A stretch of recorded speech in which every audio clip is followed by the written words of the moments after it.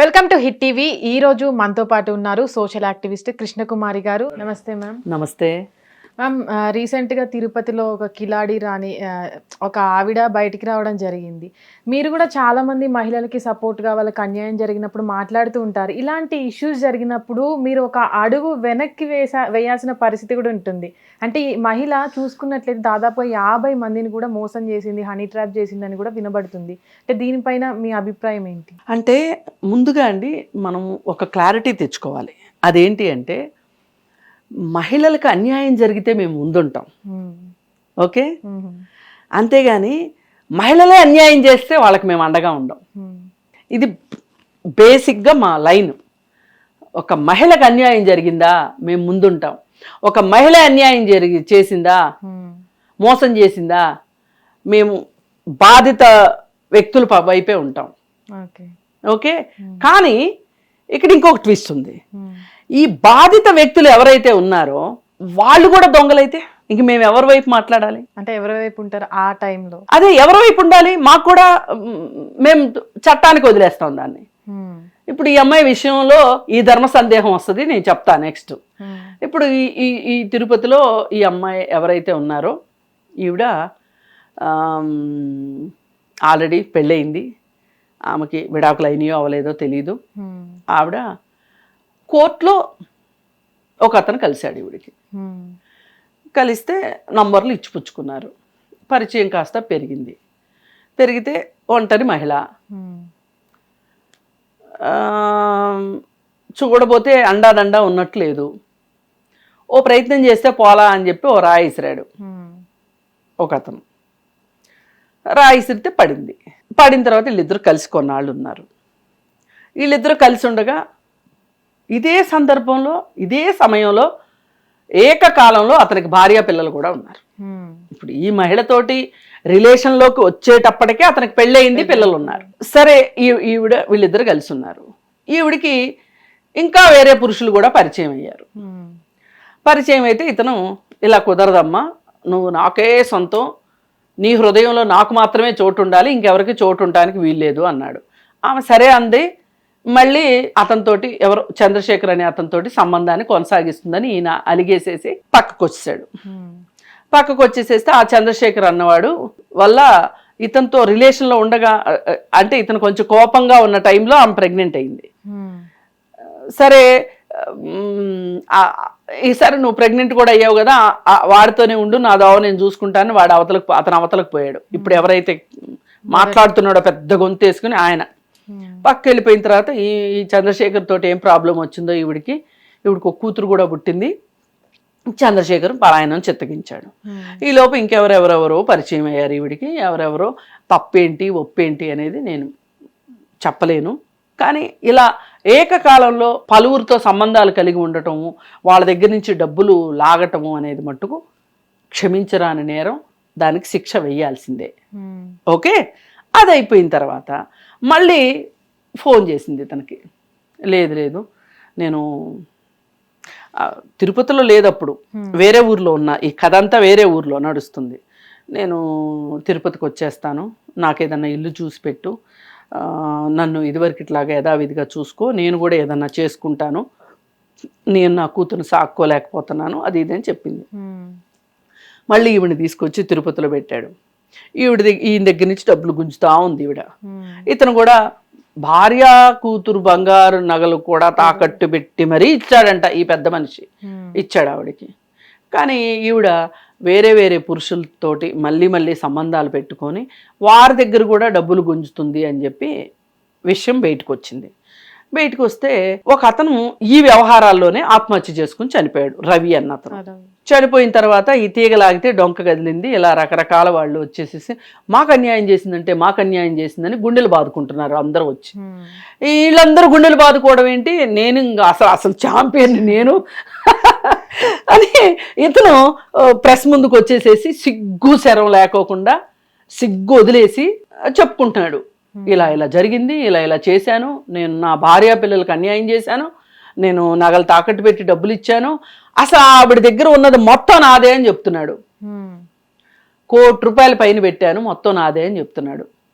ఏంటి అంటే ఇతను ఇలా చెప్పడానికి కారణం ఏంటి అంటే ఇతను అంత పెట్టాడో లేదో తెలియదు. కానీ ఇప్పుడు ఈవిడ కేసుల్లో ఇరుక్కుంటే ఆవిడ దగ్గర ఉన్నదంతా నేనే ఇచ్చాను అని చెప్పి వాటిని కైవసం చేసుకుంటానికి చెప్తున్నాడు. ఈవిడ వేరే వేరే పురుషుల్ని కూడా మోసం చేసిన డబ్బులు ఏమైనాయి మరి? అలా అనుకుంటే అంతా ఈయనే పెద్ద ఛాంపియను, మొత్తం ఈయనే ఇచ్చాడు అనుకుంటే మరి వాళ్ళందరూ కేసులు పెడుతున్నారు కదా, 50 మంది దగ్గర ఈమె డబ్బులు దండుకుందని చెప్తున్నారు. మరి ఆ డబ్బులంతా ఏమైనాయి? ఆ డబ్బుల్లో నీకేమైనా వాటా వచ్చిందా? మీ ఇద్దరి మధ్యలో వాటాల్లో పంపకాల్లో తేడా వచ్చిందా ఏమన్నా అని అతన్ని సూటిగా ప్రశ్నించాలి. అసలు ఈమె ఈ యాక్టివిటీస్ అన్ని చేయడం వెనకమాల ఇతనే ఉన్నాడు అంటాను నేను. మరి ఇప్పుడు చెప్పండి, నేను ఎవరి పక్షాన ఉండాలి? ఇది మాకు వచ్చే ధర్మ సంకటం అప్పుడప్పుడు. అంటే చాలా మంది కూడా ఇట్లాంటి వాటిలో ఇరుక్కున్న వాళ్ళు ఎవరు కూడా బయటకు వచ్చి ఇంత ఓపెన్ గా కూడా చెప్పరు. అంటే నేను ఇలా చేశాను, నాకు ఇలా అయింది అని. అదే ఆ చెప్పటం వెనకమాలే అతను దగులుబాజీతనంగా అనిపిస్తుంది నాకు. అందుకు నేను అంటున్నా, లేకపోతే అతను ఎవరో నాకేం తెలుసు. నేను ఇలా అనడానికి కారణం ఏంటి అంటే, అసలు నువ్వు ఇంతలా చెప్తున్నావు అంటే ఇంతమంది ఇచ్చిన డబ్బులన్నీ నువ్వు కొట్టేస్తే,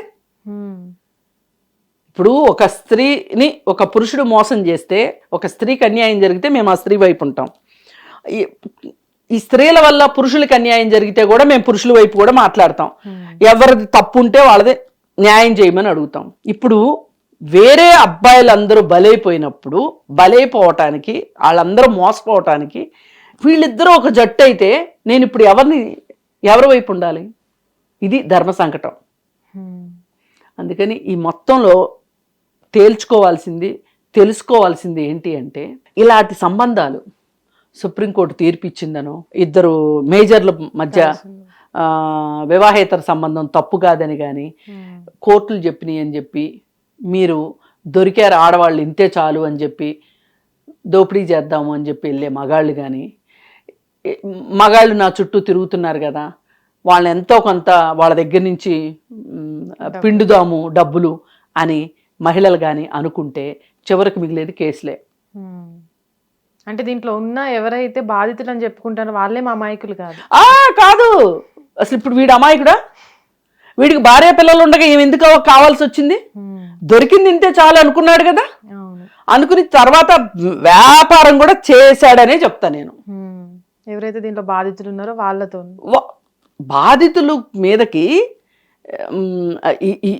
ఆమె ఒక్కటిగా ఇంతమందిని చేయలేదు. ఈమెకి ఎవరో అండాదండా ఉండి తీరుతారు ఖచ్చితంగా. వీడే అండాదండా అంటాను నేను. ఇప్పుడు భార్యను మోసం చేసిన వాడు, భార్య పిల్లల నగలు తీసుకొచ్చి అమ్మాయికి ఇచ్చినవాడు, ఇచ్చానని వాడే చెప్తున్నాడు కదా. వేరే అబ్బాయిలు మోసం చేయడానికి గ్యారంటీ ఏంటి? భార్యని మోసం చేసినాడికి వేరే వాళ్ళని మోసం చేయటం రాదా? అందుకని ఇట్లాంటి కేసులు ఇలా జరుగుతాయి. ఒకసారి హైదరాబాద్లో ఓ 15 ఏళ్ల క్రితం ఒక మహిళ ఆర్థిక ఇబ్బందులు వచ్చినాయి. సరే, సన్నిహితంగా ఉన్నట్లుగా నటిస్తుంది. ఆమె డబ్బులు అడుగుతుంది, డబ్బులు ఇస్తున్నారు. వీళ్ళ ఉద్దేశం ఏంటంటే, డబ్బులు ఇచ్చాము అంటే ఆమెతో శారీరక సంబంధాన్ని కోరుకుని వీళ్ళు, ఆమె తనని ఎరగా వేసి డబ్బులు తీసుకుంటుంది. కానీ సంబంధం విషయంకి వచ్చేసరికి ముందుకు రావట్లేదు. ఇలా వచ్చిన వాళ్ళని వచ్చినట్టు ఏం చేస్తుందంటే, ఇంటికి పిలుస్తుంది. ఇంటికి వస్తున్నారు వాళ్ళు. ఇంటికి వస్తుంటే వాళ్ళకి ఏదో మోతాదు తక్కువలో కాస్త మత్తుమందు కలపటం, వాళ్ళకి కూల్ డ్రింక్లో ఇవ్వటం, వాళ్ళు మత్తొచ్చి పడిపోవటం, లేచిన తర్వాత ఇంటికి వెళ్ళిపోవటం. ఇలా ఆమె కాపాడుకుంటుంది. ఆమె క్యారెక్టర్ అంటే, శీలం అంటే భౌతికపరమైంది అనుకుంటుంది ఆవిడ. నేను ఇంకో పురుషుడితో నేను ఉండట్లేదు కాబట్టి నేను ప్రతివతనే అనుకుంటుంది ఆవిడ. సరే, ఇప్పుడు సమాజం కూడా అదే కదా ఆలోచిస్తుంది. వాడు ఎన్ని నేరాలన్నా ఎన్ని ఘోరాలన్నా చేయని, ఏమన్నా చేయని, వాడిని తప్పుడోడు అనరు. ఓ మహిళని, ఆమె క్యారెక్టర్ని శీలం లేనిది అని మాట్లాడరు. శీలం ఎప్పుడు పోద్ది అంటే, భర్త కాకుండా వేరే పురుషులతోటి శారీరక సంబంధాలు కొనసాగిస్తే వాళ్ళ శీలం పోద్ది. సరే, ఈవిడ ఆ లెక్కలోనే ఉంది. సరే, చివరికి ఒక అతను ఒకరోజు వచ్చాడు. ఇంట్లో మత్తు మందు, ఆ ట్యాబ్లెట్లు అవి లేవు. లేకపోతే ఈ ఉంటుంది కదా, నెయిల్ పాలిష్ రిమూవర్ కలిపింది కూల్ డ్రింక్లో, కలిపిచ్చింది. ఆమెకి ఎంత వేయాలో తెలియలా, మోతాదు ఎక్కువైపోయింది, చచ్చిపోయాడు. చచ్చిపోతే ఏం చేయాలి ఇప్పుడు? ముక్కలు ముక్కలు నరికి కవర్లో వేసి ఫ్రిడ్జ్లో పెట్టింది. సరే ఇప్పుడు ఫోన్లు ఉంటాయి కదా, ఈ మనిషి చివరి కాలం ఎవరికి చేశాడు, సిగ్నల్స్ ఎక్కడ ఉన్నాయి ఏంటి అంటే ఇక్కడ చూపించింది. ఆమె అరెస్ట్ అయింది, ఆమెకి లైఫ్ పడింది. ఒక సందర్భంలో నేను చెంచలగూడ జైలుకి వెళ్ళినప్పుడు నేను చూసి గుర్తుపట్టాను ఆవిడ్ని. నేను మాట్లాడాను, చాలా బాధపడింది. మామూలుగా లేదు ఆ బాధ. ఏంటంటే అసలు ఇదంతా ఈమె ఇలా చేస్తుంది అని భర్తకు తెలుసు. భర్తను బెంగళూరులో ఉంచింది, అమెరికా వెళ్ళాడని చెప్పింది అందరికీ. అందుకని బెంగళూరులో అతను ఉంటే అతను పోషించింది ఈ డబ్బులతో పిల్లల్ని చదివించింది. చివరికి ఏమైంది, నేను అడిగాను, అమ్మ పిల్లలు వస్తారా ఎప్పుడన్నా నీ దగ్గరికి అని. పిల్లలు రారు. భర్త వస్తాడా, రాడు. ఎంత దయనీయమైన పరిస్థితి అండి. అక్కడ అతను వేరే వాళ్ళు డబ్బులే పోగొట్టుకున్నారు, అతను ప్రాణమే పోగొట్టుకున్నాడు. అతని కుటుంబానికి భార్యకి భర్త, పిల్లలు లేకుండా అయిపోయారు, పిల్లలకి తండ్రి లేకుండా అయిపోయారు. ఇప్పుడు ఈవిడేమి సాధించినట్టు? ఈవిడ చూస్తే జైల్లో కూర్చుంది, 14 సంవత్సరాలు జైలు శిక్ష. చాలా దారుణమైన విషయం. నేనేమంటానంటే ఇలాంటి విషయాలకు మహిళల్ని ఎందుకు నిందిస్తుంది సమాజం? మహిళల మీదనే ఎందుకు ఫోకస్ పెడుతుంది? మరి ఇప్పుడు ఈమె దగ్గరికి వచ్చిన పురుషులు ఎవరైతే ఉన్నారో వాళ్ళకి భార్య పిల్లలు ఉన్నారు కదా, వాళ్ళకి వాళ్ళ భార్య పిల్లల మీద ప్రేమ లేనప్పుడు ఈమెకి వీళ్ళ మీద ఎట్లా ప్రేమ ఉంటుంది? అందుకని ఇట్లాంటి విషయాల్లో మనం ఒక అవగాహనకి రావడానికి కానీ, ఒకరినే నిందితుల్ని చేయడానికి కానీ అవకాశం ఉండదు. ఇక్కడ అందరు తప్పులు కనిపిస్తున్నాయి, అందరు భాగస్వాములే ఇందులో, ఈ జరిగిన నేరంలో.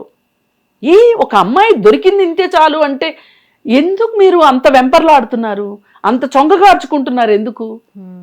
మీకు మీ బాధ్యతలు గుర్తు రావట్లేదా? ఇప్పుడు ఆమె వల్ల చనిపోయిన అతను ఎవరైతే ఉన్నాడో అతనికి భార్య పిల్లలు ఉన్నారని గుర్తు రాలే? అతన్ని ఎందుకు మనం ప్రశ్నించం?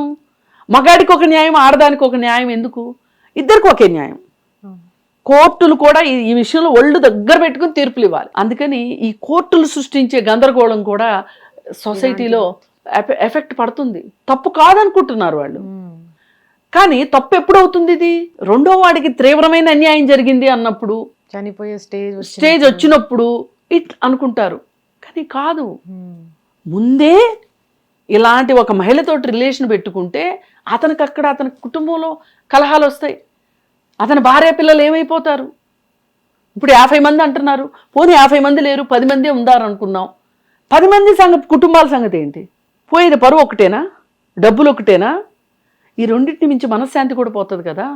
ఆ కుటుంబ పరిస్థితుల్లో వచ్చే మార్పులు, ఆ కుటుంబాల్లో వచ్చే వైషమ్యాలు ఇవాళ భార్యలు ఒప్పుకోవట్లేదండి. భర్తలకి ఒకప్పుడు ఒప్పుకునేవాళ్ళు భార్యలు, భర్తకు వేరే సంబంధాలు ఉంటే కూడా వీళ్ళు దాన్ని పెద్దగా వ్యతిరేకించగలిగే వాళ్ళు కాదు. ఆ వ్యతిరేకించగలిగిన సామర్థ్యం ఉండేది కాదు ఒకప్పుడు. సామర్థ్యం ఉన్నా వ్యతిరేకించే వాళ్ళు కాదు. కానీ ఈ రోజు ఒప్పుకోవట్లే. పైగా నీ దారి అదైతే నా దారి ఇదే అని ఇంకో దారి చూసుకుంటున్నారు వీళ్ళు. అల్టిమేట్గా కుటుంబాల్లో జరిగేది ఏంటి? ఇదే ఆలోచించాలి. అందుకని మోసపోయామని చెప్తున్నా ఆమెనే కిలాడి లేడీ అంటే నేను ఒప్పుకోను. నా ఉద్దేశం అయితే హిట్ టీవీ యాప్, ఇందులో short news, live news, entertainment shows, movies, digital magazines తో పాటు మీ జిల్లా వార్తలను కూడా ఫ్రీగా చూడొచ్చు. ఇంకెందుకు ఆలస్యం, వెంటనే హిట్ టీవీ యాప్ ని డౌన్లోడ్ చేసుకుని ఫ్రీగా ఎంటర్టైన్మెంట్ పొందండి. Hit TV app, hit TV app, please download hit TV app. Hit TV app ని ఫ్రీగా డౌన్లోడ్ చేసుకొని ఎంజాయ్ చేయండి. మీకు నచ్చిన ఎంటర్టైన్మెంట్ కోసం హిట్ టీవీ యాప్ ని ఫ్రీగా డౌన్లోడ్ చేసుకొని ఎంజాయ్ చేయండి. హిట్ టీవీ యాప్ ని డౌన్లోడ్ చేసుకుని ఆస్వాదించండి, ఆశీర్వదించండి. ఇంతమంది సెలబ్రిటీలు హిట్ టీవీ యాప్ ని డౌన్లోడ్ చేసుకోండి అని చెప్తున్నారంటే ఎంత మంచి యాప్ ఆలోచించండి. అమెరికా అమెరికా అమెరికా అమెరికాలో చదవాలనుకునే వాళ్ళకి విశ్వసనీయమైన పేరు మన శౌర్య కన్సల్టెన్సీ. UK లో 1 year masters, UK లో 1 year masters, 2 years work permit up to 5 years visa. Contact Saurya Consultancy. Contact 89851 89851.